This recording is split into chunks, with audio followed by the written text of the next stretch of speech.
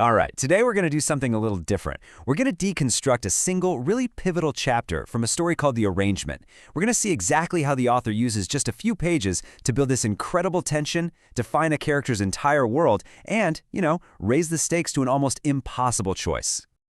So the story kicks off with this really powerful line in French, L'art cache parfois les pires vérités, which translates to, art sometimes hides the worst truths. Right from the get-go, this sets a tone of, elegance, but also suspicion. It hands us our central theme on the silver platter, beautiful surfaces that are probably concealing some very dark secrets. Okay, Section 1, The Gilded Cage. Now, to really get a grip on the impossible choice our protagonist is facing, we first have to understand the world she's so desperately trying to escape. We're dropped right into Paris, at the Galerie Lefèvre. The story describes it as silent, opulent, filled with all these incredible Modigliani paintings.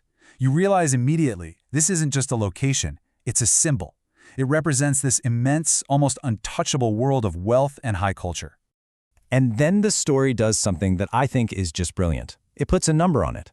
20 million euros. That's the value of the art in this one room. This makes it so real. It's not just some abstract concept of wealth. It's a staggering concrete number that immediately tells you the scale of the power and money we are dealing with here. But here's the first twist, the one little detail that turns this luxurious gallery into, a cage. None of this actually belongs to our protagonist, Katya. Every last cent, it all comes from her father. This one sentence immediately sets up this whole dynamic of control and dependence. And, it gets even darker from there. The source of this entire fortune is explicitly called blood money. Whoa. That single detail just tells us everything we need to know about Katya's internal conflict. For 3 years, she has been actively trying to get away from this money and the massive moral weight that comes with it. So, Section 2, the father's plan.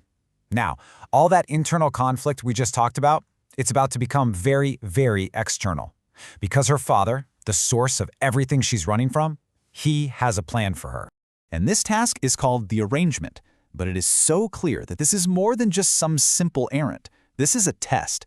It's a deliberate move by her father to pull her right back into the very life she fought so incredibly hard to escape. The plan itself is laid out with this cold, clinical simplicity. Just 3 steps. Transport some documents, take them from Paris to Brussels, and then the most important one, no questions. This final command, no questions, it just injects a huge amount of mystery and moral ambiguity into everything. It's designed to make you, and of course Katya, ask, what on earth is she carrying, and why is it so important that she doesn't know? Which brings us right to Section 3, A Daughter's Dilemma. And this is really the heart of the entire chapter. Because this isn't just about some documents or a quick trip to Brussels. No, this is a choice that is going to define her entire identity. The author just frames her struggle perfectly with this line. Quand une fille doit choisir entre sa conscience et son sang. It translates to when a daughter must choose between her conscience and her blood. I mean, wow. It just distills her entire conflict down to that one impossible choice. So we see these 2 massive forces just tearing her apart. On one side, you've got her conscience. That represents her hard-won independence, a life that's totally free from that blood money. And on the other side, her blood, that deep, primal loyalty to family, no matter what the cost might be. Okay, let's get into our final section, the price of loyalty. So let's explore the true stakes here. What are the real implications of her saying yes to this arrangement? See, accepting this arrangement, it's not just about helping her dad out. It is a deeply symbolic act. It signifies her acceptance of his entire world, the blood money, the secrets, all of the hidden dangers that absolutely come with it. It's her stepping right back into that gilded cage she tried so hard to escape. And so the chapter takes Katya's very specific, very personal dilemma and makes it universal. It leaves us with a question that really resonates, far beyond the page. When loyalty has a price, what would you be willing to pay? It's a pretty powerful thought to end on, isn't it?